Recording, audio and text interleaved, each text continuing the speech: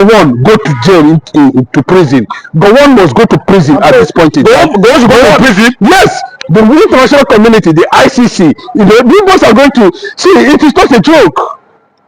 We are calling on the international community, the ICC, the ECOWAS, the AU, the European Union, the American government under Donald Trump, the Asia, the Japanese to come to the rescue of the consequences that cost Igbos on the line of suppression and oppression for over 60 years now. The international community must seek to arrest Yakubu Gowon immediately without any reservation. We therefore call for the arrest of Yakubu Gowon immediately, because Yakubu Gowon was the one that liaised with enemies of the sovereignty as at that time and begin to kill the Igbo people. To an extent, the Igbo nation lost over 6 million. And they thought that one day the truth will not come out. Whatever that has pushed the IBB to reveal that will also make the whole world to go for the arrest of Gowon. Gowon must be arrested. Middleburg belongs to Biafra. That is the truth. Niger Delta, all those areas belongs to Biafra. Gowon must be questioned why he was not able to make the Aburi agreement public up to this very moment. Why is Gowon hiding from one region to another? Today here is in the Clark house. Tomorrow here is in one house in the other side of the world. Tomorrow here is in Abuja, hiding from one corner to another. That is not going to help Yakubu Gowon for the damage he has done. You are right. Yakubu Gowon has left Nigeria. It's like he's now living in the UK. How we heard. But we saw him during the book launch. You know, unfortunately, as I gathered, he was not allowed to have a preview of that book. If he had a preview of that book, that he would have been indicted, he would have run away. Nobody would have seen him. You can see the damage he was able to carry out, even against his own people. The Igbos that were killed in the Middle Belt, there are more than 1 million. The Igbos that were killed in the north, there are over 2 million. The Igbos that were killed almost everywhere. Why is it that IBB now decided to unveil the truth at this point in time? And they knew very well the role that the military play always. When IBB carried their own queue, it was not taxed at Igbo queue. When Abata did their own, it was not taxed at Igbo. But why is it that, you see, this thing has been there over and over and over and over the time, and the Yorubas contributed. Even when Awolowo knew that this thing was not a Igbo queue, he kept quiet. Awolowo knew, and the Yoruba media knew that this was pure conspiracy against the Igbo people. He kept quiet. Now, are you expecting the Igbos now to go and wake over 6 million Igbos that were murdered in that war?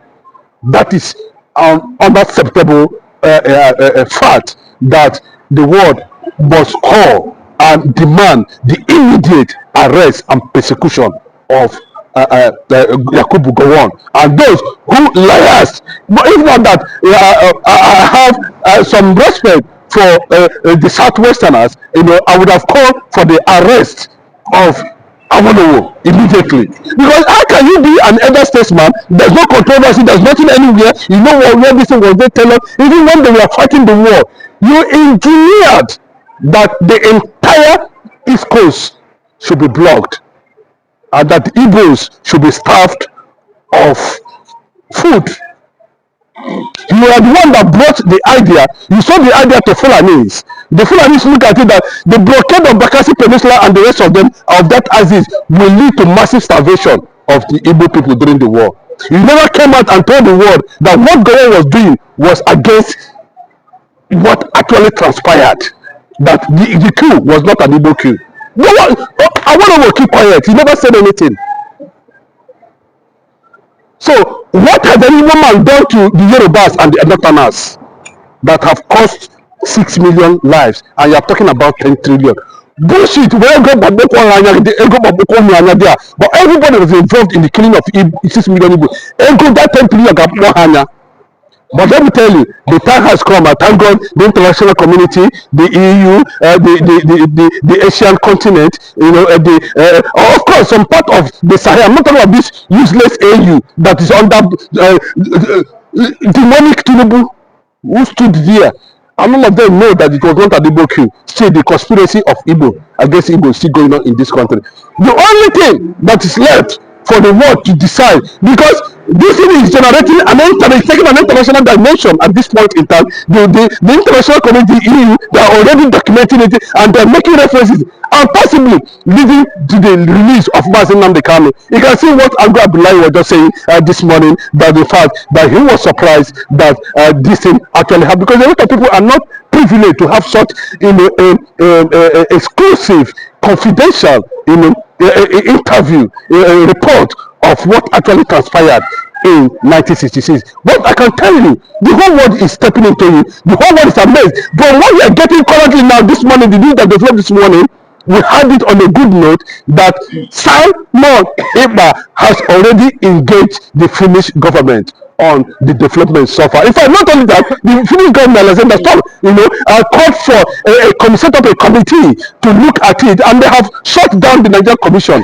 in that country as a result of the IBB's revelation. All the lies that were made against the Igbo, you can see where it has turned. But still, in the midst of crisis and storm, the Igbo man stood tall. Imagine what would have become of the situation now in the country, how Nigeria would have looked like if Yakubu Gowon have respected the Ankara-Aburi Ghana agreements. And up to today, Gowon has not made it publicly and publish what transpired in Aburi. The Igbo will not take this rubbish from anybody. We are advocating for the first Jewish black nation in the world on the basis of justice, on the basis of humanity, on the basis of fairness, on the basis of rights, not privilege. We are advocating for our identity, and that identity is Biafra. No stopping that Biafra restoration and recognition. In one minute we are closing. You never think that people like Yakubu Gowon will ever be arrested? Yes, in Nigeria. I'm telling you, they don't know what is going on in the international scene at this point in time. The justice delayed cannot be at this point. This is genocide. The matter has to be revisited. There's going to be an independent inquiry, investigation under the ICC. We saw what Mazin Nnamdi Kanu, Simon Ekpa, and the rest of them are doing. You saw the different coloration. You saw the killing. And the world is asking, how come that IBB was able to make that revelation? How come Yakubu Gowon, who was at the center of the whole thing, could not be able to put up or stop the killing of the Igbos in the north, and allow it to continue until Ojukwu become tired and said, no, it can no longer happen. Even at that, you are not even qualified to be head of state at that particular time. The only person that was qualified to be head of state, who happens to be Babafemi Ogundibe, we don't know his whereabouts. Maybe he would have been in a position to stabilize the system as at that time. But unfortunately, the British Broadcasting Organization, BBC, leveraged on the sentiment against the Igbos, and was able to make Yakubu Gowon the head of state. And I think that is what flared up his ego and pride, that he lost his sense of humanity. And today, 10 trillion cannot cover for the genuine. See, the African brain, the best technology, the best humanity, the best resources, the best innovation, hypersonic brain of Igbo extraction was buried in that war that has brought Africa backward.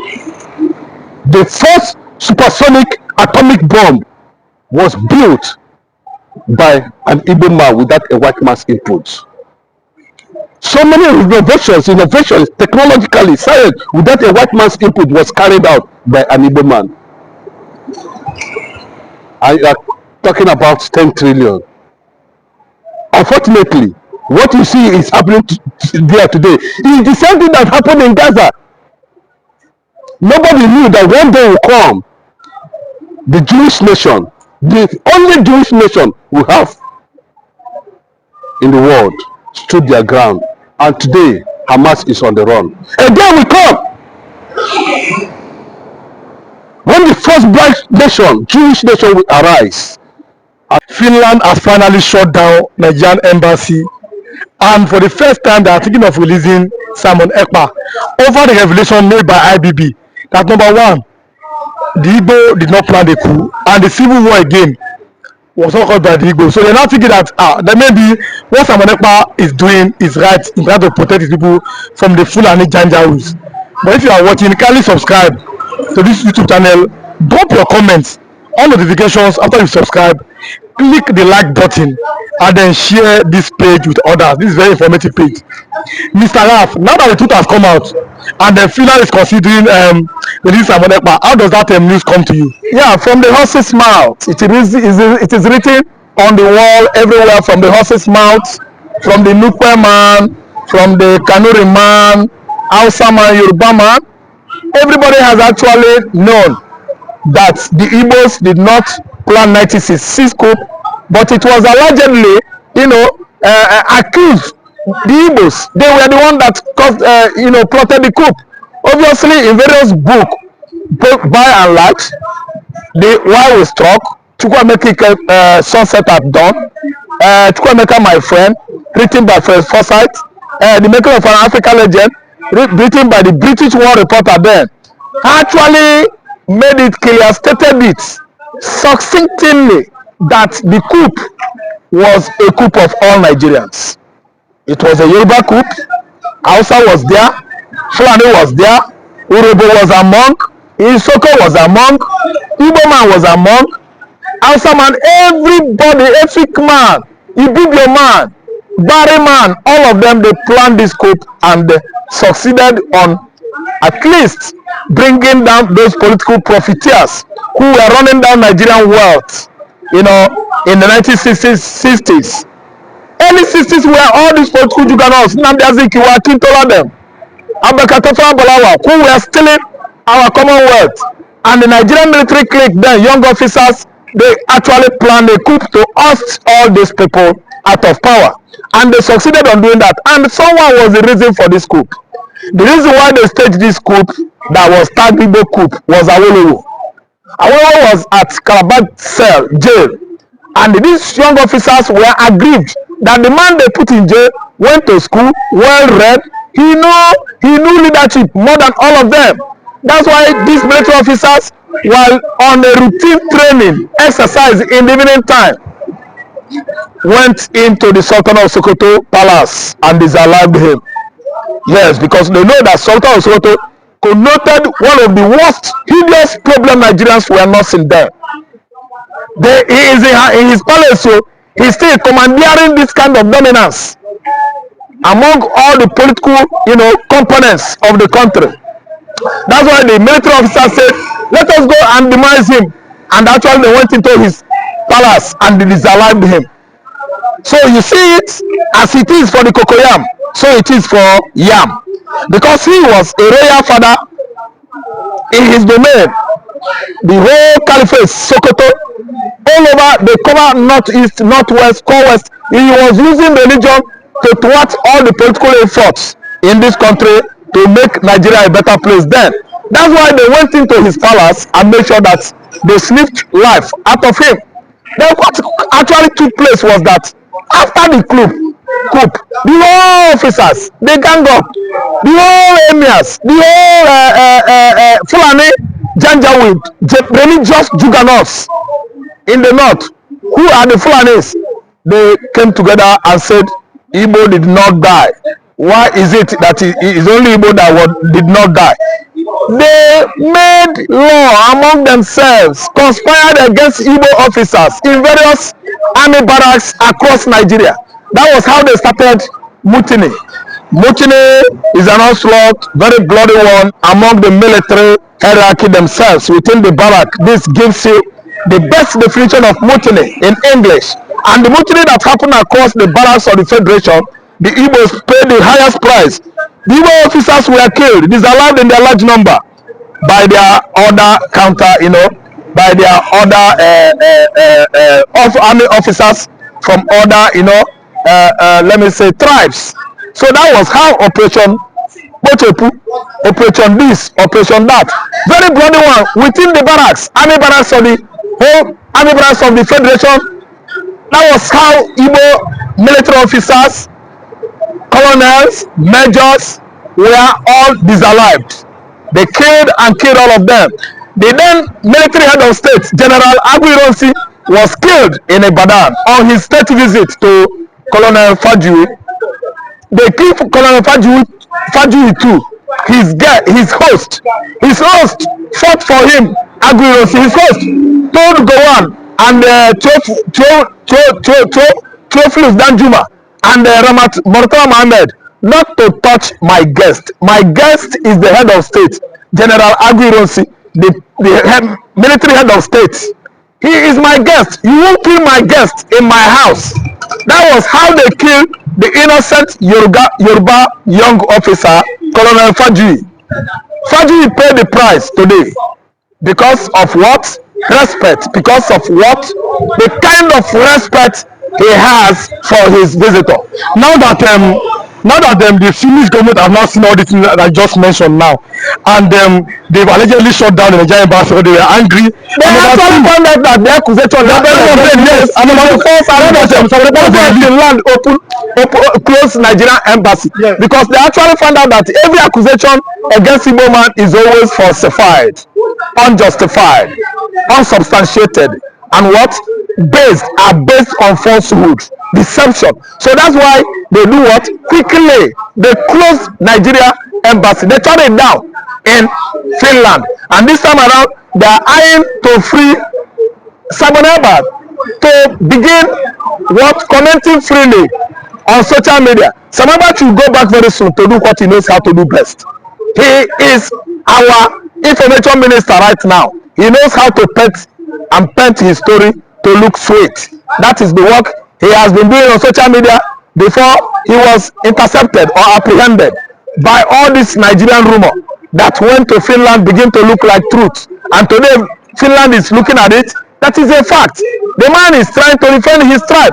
Samaba is defending the tribe he actually thinks it is his. And actually Igbo is his tribe.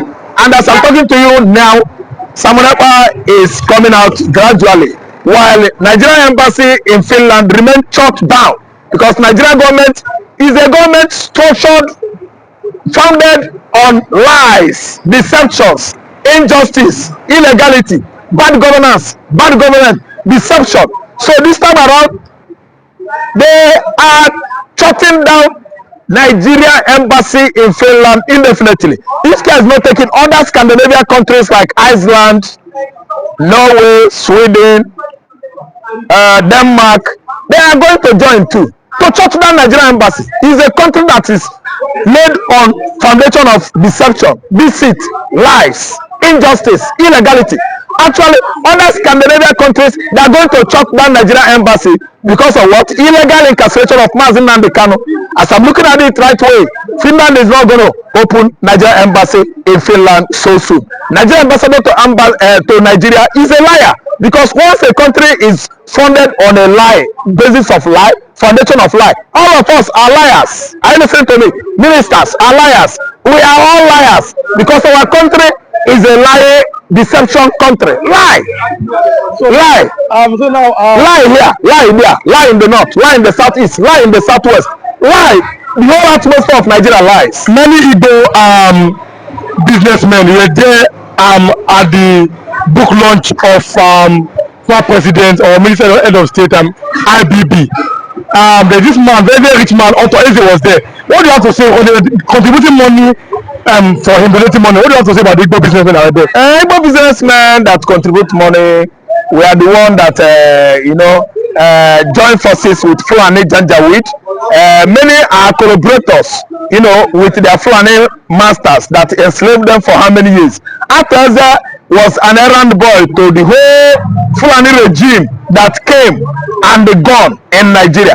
Ateze was an errand boy to Babangida. Ateze was an errand boy to Chok Chagara. Ateze was an errand boy to Abacha. Ateze was an errand boy to Muhammad Buhari. Ateze is an errand boy to Sadona Sokoto. Ateze, as I'm talking to you now, generally is an errand boy, slave to the Fulani Janjaweeds. That's why Ateze has never seen anything on joining forces to bring Biafra into being. Emancipation of Biafra, Ateze is spending his millions on Fulani. It doesn't concern him. He's either inviting more Fulani Janjaweeds, headers, cattle rearers into Anambra State. He actually bought land and put them there. From there, they are sneaking out, going to Oka, abducting people at Okuzun, everywhere. Fulani headers Ateze bought land for them and he was feeding them because he himself is a Fulani Janjaweed. The blood of the Fulanis is running within his blood. Ateze is one of the errands boy of Fulani Janjaweeds in Igbo land. Thank you so much. God bless you.